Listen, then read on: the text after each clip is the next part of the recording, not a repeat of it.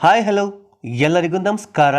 ನೀವು ನೋಡ್ತಾ ಇದ್ದೀರಾ SATS sat solution YouTube Kannada channel.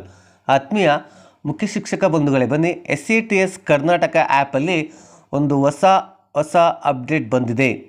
So ಏನಪ್ಪ ಹೊಸ ಅಪ್ಡೇಟ್ ಅಂದರೆ, ನಾವು ಮಕ್ಕಳ ಹಾಜರಾತಿಯನ್ನು ಊಟ, ಮಿಲ್ಕ್, ಎಗ್, ಬನಾನಾ ಎಲ್ಲ ಒಂದು ಮಾಹಿತಿಯನ್ನು ಒಂದೇ ಆ್ಯಪಲ್ಲಿ SATS ಕರ್ನಾಟಕ ಆ್ಯಪಲ್ಲೇ ಅಪ್ಡೇಟ್ ಮಾಡ್ಬೋದು. ಅದರಲ್ಲೇ ಹಾಜರಾತಿಯನ್ನು ಹಾಕ್ಬೋದು.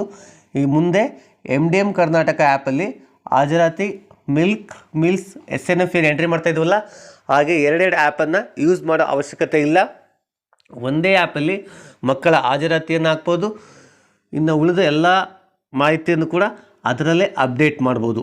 ಹಾಗಾದರೆ ಬನ್ನಿ, ಬಂದಿರತಕ್ಕಂಥ ಅಪ್ಡೇಟ್ ಏನು, ಹೊಸ ಬಂದಿರತಕ್ಕಂಥ ಅಪ್ಡೇಟ್ಗಳನ್ನು ಯಾವ ರೀತಿ ಯೂಸ್ ಮಾಡಬೇಕು ಅನ್ನೋ ಒಂದು ಸಂಪೂರ್ಣ ಮಾಹಿತಿ ಈ ಒಂದು ವಿಡಿಯೋದಲ್ಲಿ ನಾನು ನಿಮಗೆ ಕೊಡ್ತಾ ಹೋಗ್ತೇನೆ. ವಿಡಿಯೋನ ಶುರು ಮಾಡೋಣ. ಶುರು ಮಾಡುವ ಮೊದಲು ನೀವೇನಾದರೂ ಫಸ್ಟ್ ಟೈಮ್ ನನ್ನ ಯೂಟ್ಯೂಬ್ ಚಾನೆಲ್ ನೋಡ್ತಾ ಇದ್ದರೆ, SATSಗೆ ಸಂಬಂಧಪಟ್ಟ ಹೊಸ ಅಪ್ಡೇಟ್ಗೆ ನಮ್ಮ SATS sat solution YouTube Kannada ಚಾನಲ್ಗೆ ಸಬ್ಸ್ಕ್ರೈಬ್ ಮಾಡ್ಕೊಳ್ಳಿ, ಅಪ್ಡೇಟನ್ನು ಪಡಿತಾ ಇರಿ. ನೋಡಿ, ಮೊದಲನೇದಾಗಿ ನೀವೇನು ಮಾಡಬೇಕಪ್ಪ ಅಂದರೆ, ನಿಮ್ಮ SATS ಆ್ಯಪನ್ನು ಅಪ್ಡೇಟ್ ಮಾಡ್ಕೋಬೇಕು. ಸೊ ಅದಕ್ಕೆ ನೀವು ಪ್ಲೇಸ್ಟೋರಿಗೆ ಹೋಗಿಬಿಟ್ಟು ಅಲ್ಲಿ ಟೈಪ್ ಮಾಡಿ, ಇಲ್ಲಿ ಸರ್ಚ್ ಬಾರಿಗೆ ಬನ್ನಿ. ಇಲ್ಲಿ ಸರ್ಚ್ ಬಾರಲ್ಲಿ ಟೈಪ್ ಮಾಡಿ SATS ಅಂತ ಟೈಪ್ ಮಾಡಿ. ನೋಡ್ಬೋದು SATS ಕರ್ನಾಟಕ ಆ್ಯಪ್ ಏನಿದೆ, ಸೊ ಆ ಆ್ಯಪು ಅಪ್ಡೇಟ್ ಆಗಿದೆ. ನಾನು ಆಲ್ರೆಡಿ ಅಪ್ಡೇಟ್ ಮಾಡ್ಕೊಂಡಿದ್ದೇನೆ. ಸೊ ಹಾಗಾಗಿ ಇಲ್ಲಿ ಓಪನ್ ಅನ್ನೋ ಜಾಗದಲ್ಲಿ ನಿಮಗೆ ಅಪ್ಡೇಟ್ ಅಂತ ಬಂದಿರುತ್ತೆ. ಸೊ ನೀವೇನು ಮಾಡಿ, ಆ ಅಪ್ಡೇಟ್ ಮೇಲೆ ಕ್ಲಿಕ್ ಮಾಡ್ಕೊಳ್ಳಿ. ಹೊಸ ಒಂದು ಆ್ಯಪು ಅಪ್ಡೇಟ್ ಆಗುತ್ತೆ. ಅಪ್ಡೇಟ್ ಆದ ನಂತರ ಇಲ್ಲಿ ಓಪನ್ ಅಂತ ಬರುತ್ತೆ. ಆ ಓಪನ್ ಮೇಲೆ ಕ್ಲಿಕ್ ಮಾಡ್ಕೊಳ್ಳಿ. ಓಪನ್ ಮೇಲೆ ಕ್ಲಿಕ್ ಮಾಡಿದಾಗ ನಿಮಗೆ ನೆಕ್ಸ್ಟ್ ಈ ರೀತಿ ಒಂದು ಹೊಸ ಇಂಟರ್ಫೇಸ್ ಓಪನ್ ಆಗುತ್ತೆ. ನೋಡ್ಬೋದು, ಈ ಹೊಸ ಇಂಟರ್ಫೇಸಲ್ಲಿ ಇಲ್ಲಿ ಒಂದು ಹೊಸ ಆಪ್ಷನ್ಸ್ ಆ್ಯಡ್ ಮಾಡಿದ್ದಾರೆ, ಅಟೆಂಡೆನ್ಸ್ ಸಮ್ಮರಿ ಅಂತ. ಆ್ಯಪು ಅಪ್ಡೇಟ್ ಆಗಿದೆ ಅಂತ ನಿಮಗೆಲ್ಲ ಅರ್ಥ ಆಗುತ್ತೆ. ಹಾಗಾದರೆ ಬನ್ನಿ, ಅಟೆಂಡೆನ್ಸ್ ಯಾವ ರೀತಿ ಹಾಕಬೇಕು, ಮೀಲ್ಸ್, ಮಿಲ್ಕ್, ಎಗ್ ಮಾಹಿತಿಯನ್ನು ಯಾವ ರೀತಿ ಎಂಟ್ರಿ ಮಾಡೋದು ಅಂತ ನೋಡೋದಾದರೆ, ನೋಡಿ, ಮೊದಲನೇದಾಗಿ ನಾವು ಇವತ್ತಿನ ಹಾಜರಾತಿಯನ್ನು ಹಾಕಬೇಕಪ್ಪ ಅಂದರೆ ಸ್ಟೂಡೆಂಟ್ ಅಟೆಂಡೆನ್ಸ್ ಮೇಲೆ ಕ್ಲಿಕ್ ಮಾಡ್ಕೊಳ್ಳಿ. ನೆಕ್ಸ್ಟ್ ಸ್ಟ್ಯಾಂಡರ್ಡನ್ನು ಸೆಲೆಕ್ಟ್ ಮಾಡ್ಕೊಂಡು ಫಿಲ್ ಅಟೆಂಡೆನ್ಸ್ ಮೇಲೆ ಕ್ಲಿಕ್ ಮಾಡ್ಕೊಳ್ಳಿ. ನೋಡ್ಬೋದು, ಇಲ್ಲಿ ಎಲ್ಲ ಪ್ಯಾಟರ್ನ್ ಚೇಂಜ್ ಆಗಿದೆ. ಮೊದಲನೇದಾಗಿ ಇಲ್ಲಿ ಡೇಟ್ ಬಂದಿರುತ್ತೆ, ಇಲ್ಲಿ ಅಟೆಂಡೆನ್ಸ್ ಅಂತ ಬಂದಿದೆ. ಮಿಲ್ಕ್, ಎಗ್, ಬನಾನಾ ಎಲ್ಲ ಆಪ್ಷನ್ಸು ಒಂದೇ ಹತ್ರ ಬರೋ ಥರ ಆ್ಯಪನ್ನು ಅಪ್ಡೇಟ್ ಮಾಡಿದ್ದಾರೆ. ಓಕೆನಾ? ಈಗ ನಾವು ಹಾಜರಾತಿಯನ್ನು ಯಾವ ರೀತಿ ಹಾಕಬೇಕಪ್ಪ ಅಂದರೆ, ಮೊದಲಿಗೆ ನಾವು ಇಂದಿನ ಹಾಜರಾತಿಯನ್ನು ಹಾಕಬೇಕಪ್ಪ ಅಂದರೆ ಈ ಅಟೆಂಡೆನ್ಸ್ ಮೇಲೆ ಕ್ಲಿಕ್ ಮಾಡಬೇಕು. ಆಗ ಎಲ್ಲ ಮಕ್ಕಳಿಗೂ ಅಟೆಂಡೆನ್ಸ್ ಆಟೋಮೆಟಿಕ್ಕಾಗಿ ಟಿಕ್ ಬರುತ್ತೆ. ಯಾವುದಾದ್ರೂ ಮಗು ಗೈರು ಹಾಜರಾಗಿದ್ದರೆ ಅಂತಹ ಮಗುವಿಗೆ ನೀವೇನು ಮಾಡಬೇಕು, ಅನ್ಟಿಕ್ಕನ್ನು ಮಾಡಬೇಕಾಗುತ್ತೆ. ಆಗ ಮಗು ಗೈರು ಹಾಜರಿ ಅಂತ ಕನ್ಸಿಡರ್ ಆಗುತ್ತೆ. ಸರಿನಾ? ಈಗ ಅಟೆಂಡೆನ್ಸನ್ನು ಹಾಕಿದ್ದೇವೆ. ನೆಕ್ಸ್ಟ್ ಅದ್ರ ಮೇಲೆ ಟಿಕ್ ಮಾಡಿದರೆ ಎಲ್ಲ ಮಕ್ಕಳಿಗೂ ಮೀಲ್ ಟಿಕ್ ಆಗುತ್ತೆ. ಎಕ್ಸ್ಪೆಷಲಿ ನೀವು ಯಾರಿಗೆ ಅಬ್ಸೆಂಟ್ ಆಗಿರ್ತಾರೋ ಅಂಥ ಮಕ್ಕಳಿಗೆ ಬಿಟ್ಟು, ಅಂಥ ಮಕ್ಕಳಿಗೆ ಅದು ಫ್ರೀಸ್ ಆಗಿಬಿಡುತ್ತೆ. ನೆಕ್ಸ್ಟ್ ಮಿಲ್ಕ್ ಮೇಲೆ ಕ್ಲಿಕ್ ಮಾಡಿದರೆ ಮಿಲ್ಕ್ ಎಲ್ಲರಿಗೂ ಸರ್ವರ್ಡ್ ಆಗುತ್ತೆ. ಅದೇ ರೀತಿ ಬಹಳ ಇಂಪಾರ್ಟೆಂಟು, ಈಗ ಎಗ್ ಮತ್ತು ಬನಾನಾ ಯಾವ ರೀತಿ ಹಾಕೋದು ಅಂತ ನೋಡೋದಾದರೆ, ಇಲ್ಲಿ ಎಗ್ ಮೇಲೆ ಕ್ಲಿಕ್ ಮಾಡ್ತೇನೆ. ನೋಡಿ, ಎಗ್ ಮೇಲೆ ಕ್ಲಿಕ್ ಮಾಡಿದರೆ ಡಿಫಾಲ್ಟಾಗಿ ಎಲ್ಲರಿಗೂ ಅದು ಎಗ್ ರೇಡಿಯೋ ಬಟನ್ನು ಟಿಕ್ ಆಗುತ್ತೆ.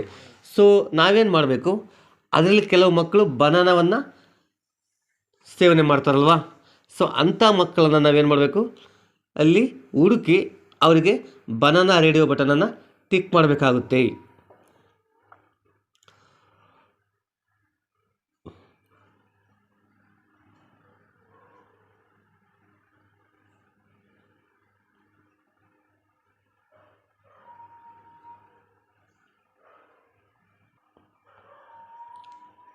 ನೋಡಿ, 1 ಸೆಕೆಂಡ್ ರಿಪೀಟ್ ಮಾಡ್ತೇನೆ. ಮೊದಲು ಇಂದಿನ ಹಾಜರಾತಿಯನ್ನು ಹಾಕಿ, ನಂತರ ಯಾವುದಾದ್ರೂ ಮಗು ಗೈರು ಹಾಜರಾಗಿದ್ದರೆ ಅವ್ರನ್ನ ಅನ್ಟಿಕ್ ಮಾಡ್ಕೊಳ್ಳಿ.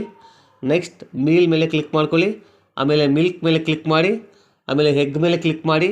ಎಲ್ಲ ಮಕ್ಕಳಿಗೂ ಎಗ್ ಡಿಫಾಲ್ಟಾಗಿ ಬರುತ್ತೆ. ಅದರಲ್ಲಿ ಯಾವ ಮಕ್ಕಳು ಬನಾನವನ್ನು ತಗೊತಾರೆ ಅವರಿಗೆ ನೀವು ಮಕ್ಕಳ ಮುಂದೆ ಬನಾನವನ್ನು ಟಿಕ್ ಮಾಡ್ಕೊಳ್ಳಿ. ಎಲ್ಲ ಆದ ನಂತರ ಇಲ್ಲಿ ಕಾರ್ನರಲ್ಲಿ ಕಾಣ್ತಕ್ಕಂಥ ರೈಟ್ ಬಟನ್ ಇದೆಯಲ್ಲ, ಆ ರೈಟ್ ಬಟನ್ ಮೇಲೆ ಕ್ಲಿಕ್ ಮಾಡಿ. Are you want to submit attendance ಅಂತ ಕೇಳುತ್ತೆ, ಓಕೆ ಮೇಲೆ ಕ್ಲಿಕ್ ಮಾಡಿ. ಹೀಗೆ ಮತ್ತೊಂದು ತರಗತಿಯನ್ನು ತಗೊಳ್ಳಿ. ಫಿಲ್ ಅಟೆಂಡೆನ್ಸ್ ಮೇಲೆ ಕ್ಲಿಕ್ ಮಾಡ್ಕೊಳ್ಳಿ.